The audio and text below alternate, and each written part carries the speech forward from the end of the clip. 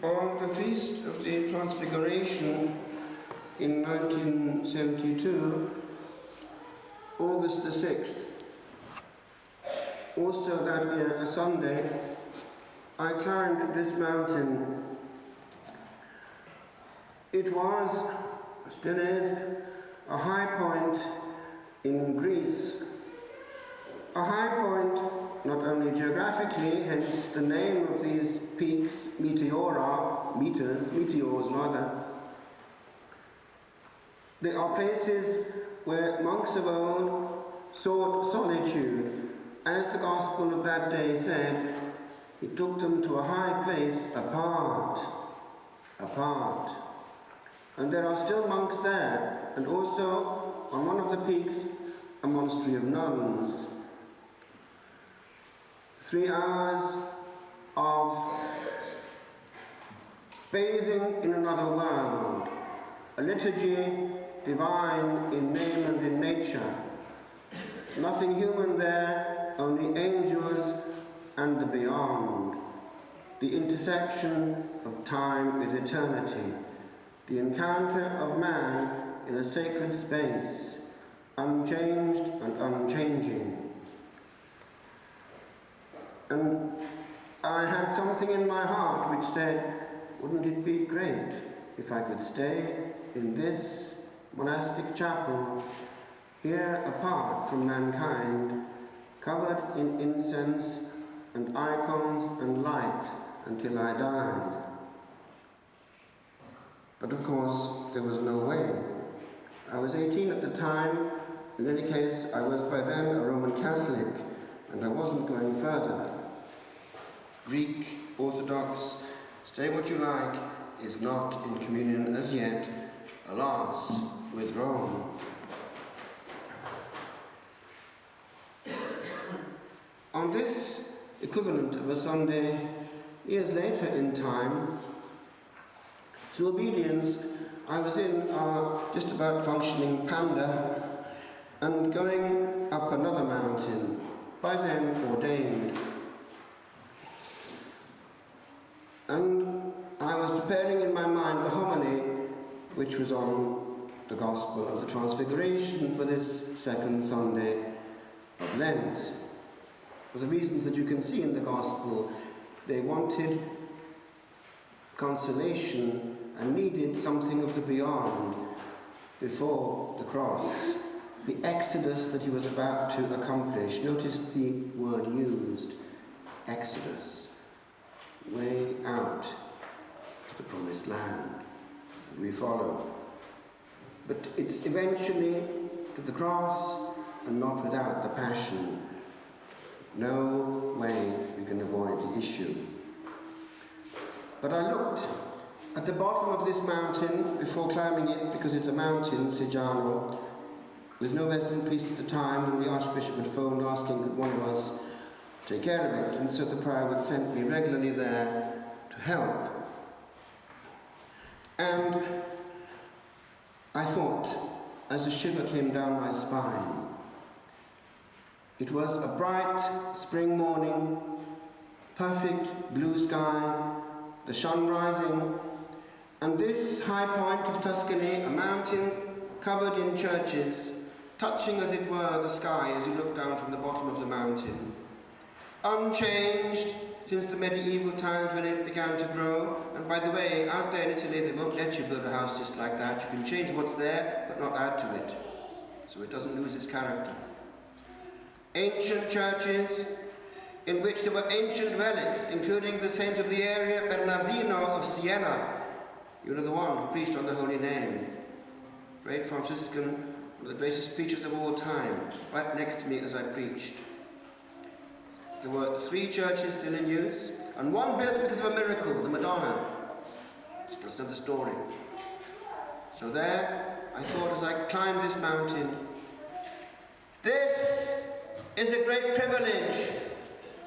A priest of God's church, under obedience, being sent to save the people of God in a place where the work has been done by generations gone by, building these churches. In every corner, a church, a chapel, still open and still functioning, the people of God still come if you get them. Now I want to pause there for a second. Still come if you get them. When I got there, I found that it was pitting one down, because if there's no priest resident, things go down. And I found with the months that passed that actually, if you do a few simple things without any drama begin to change. Real pastoral work is not dramatic, it's not gimmicky. It's patient, day-to-day stuff.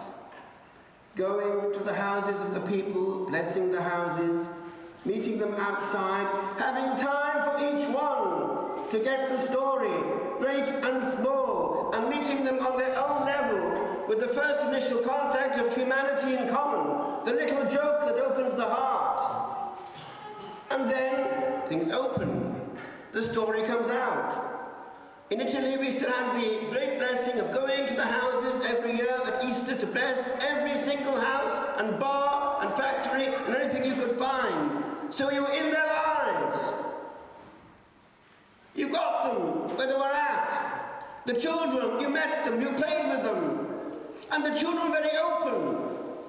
I remember, bit by bit, as the church began to fill, a bit more each Sunday, the children were glad to have a few messages for them.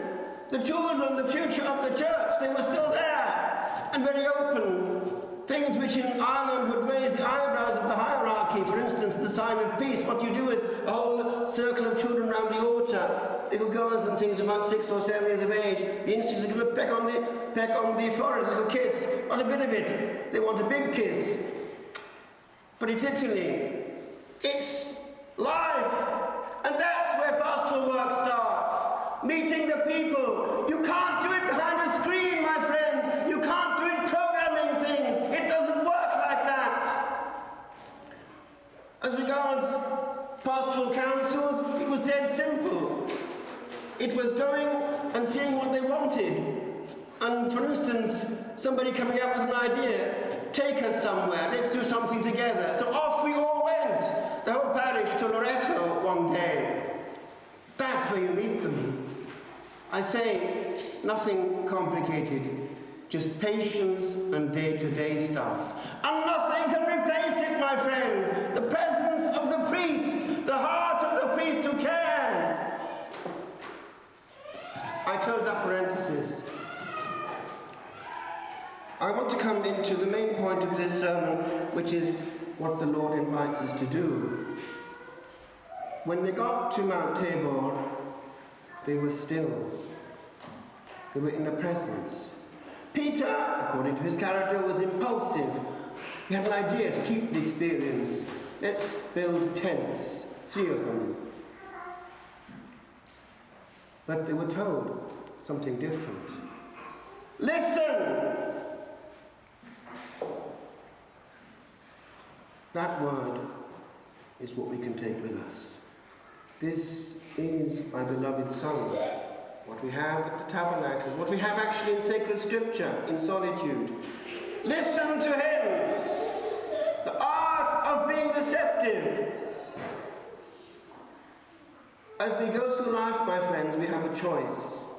It applies to him, it applies to each other. Will we go throughout life taking in or giving out? Input or output? It's a mode of being.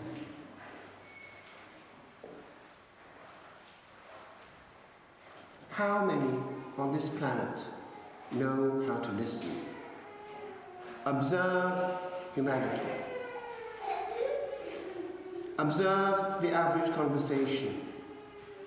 Observe the person who is talking at you. Observe the person who won't let a pause come in lest, disaster of disasters, someone else takes over. Observe the panel, the commission, the monastic chapter even, of dysfunctionality. Everyone has his thing and no one is listening. But there's worse. Observe the average suicide. No one listened in time. Observe also different scenarios in, for instance, communities. No one was picking up the discreet messages, the silent pleas for help, because they were too busy. And that's the tragedy out there. People are doing things and cannot stop. And this applies to communities. People are not listening. Observe what goes on even in big meetings, ecclesiastical meetings. A noise rules these meetings. What are synods? Oppression of noise. What are right now in Ireland?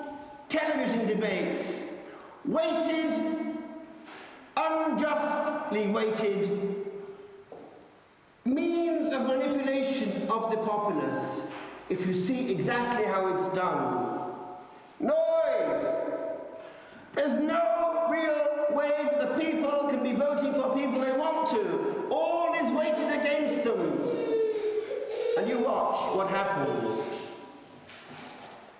The silent wife who rules the world at the cradle risks being pushed out of her role, which is the most beautiful role that a woman can have. Having a child, bringing up a child, having a family, a domestic church, and forming them day by day, the presence of the heart to the heart. Nothing can replace that. But if you take away the economic support for that, make her like the men to work outside, we're no longer protecting the greatest treasure we have in Ireland. Do you know that one thing that hit me when I came back to Ireland from Italy was the number of young people around. Italy, unfortunately, is an aging country except for those coming through immigration.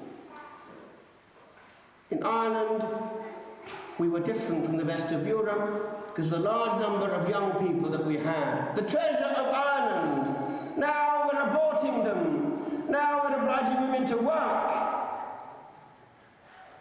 But I want to finish. I want to finish on this hint that perhaps would serve you in Lent especially, but for the rest of your life. Observe your structure.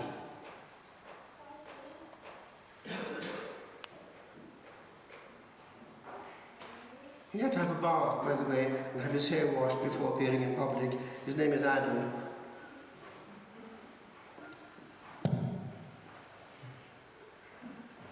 Observe. He has great orifices of reception. The nose.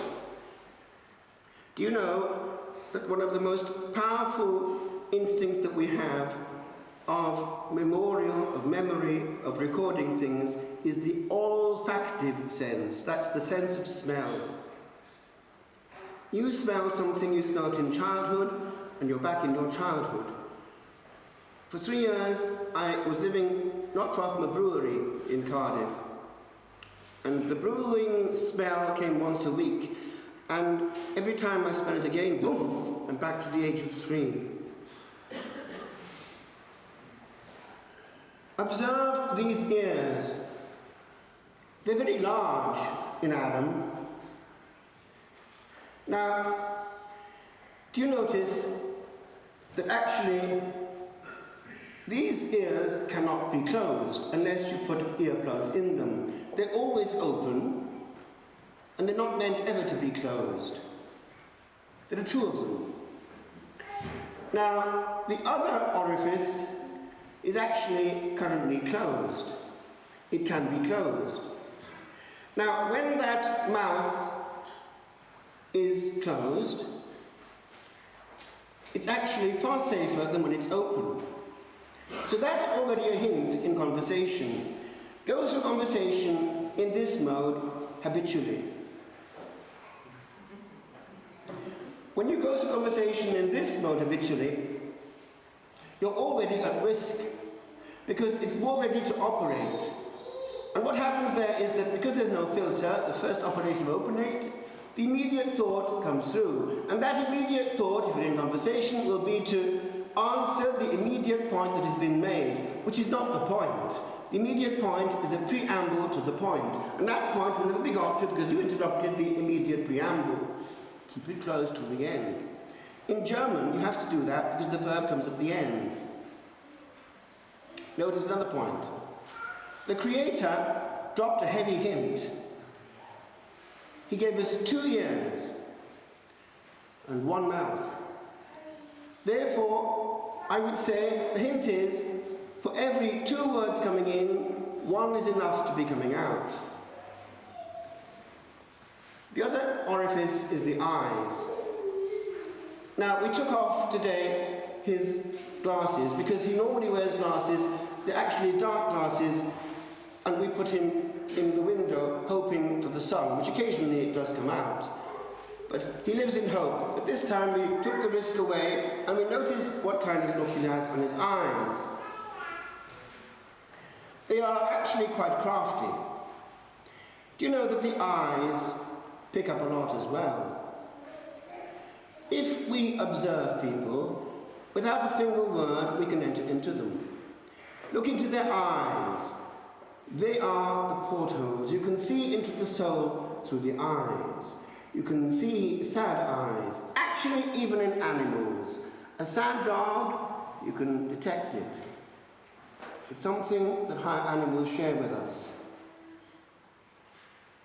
Well, it's another indication that we can go through life in receptive mode, in observation. Observe without having to always react. Passive receptive mode. Look and listen. But there is more. These eyes can transmit things. Do you know that you can heal with a look? As you can kill with a look. Eyes like daggers. It's our choice, because the icon of the face should be that of Christ. Beam through your eyes. Love with your eyes. And that's the first contact between the soul and the other souls around it. That's the first actual evangelization and advert. Beam for Jesus. And that's what attracts, my friends. And we can attract. I had one consolation as I was being pulled out of Sejano, because the Franciscans took over. It was that one young man still in school was coming up. Now, I don't know the motives. What I do know is this. If you expose young men to the mystery of the altar, things done with reverence and love and taken seriously, something rubs off. Why? That's how it's always been. That's how it should be. No huge vocations program. It's just over to you, Lord. Give them Jesus. And they'll pick it up if you don't stop it. The high proportion of vocations throughout the centuries has come from those serving the altar.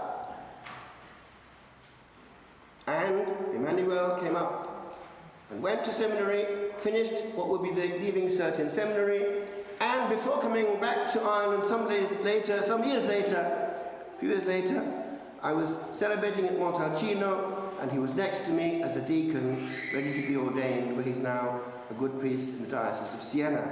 All that to say, my friends, it's not noisy or spectacular. It's day-to-day stuff, and nothing at all can replace the presence of love at the altar and in the heart of the people of God, there where they're at.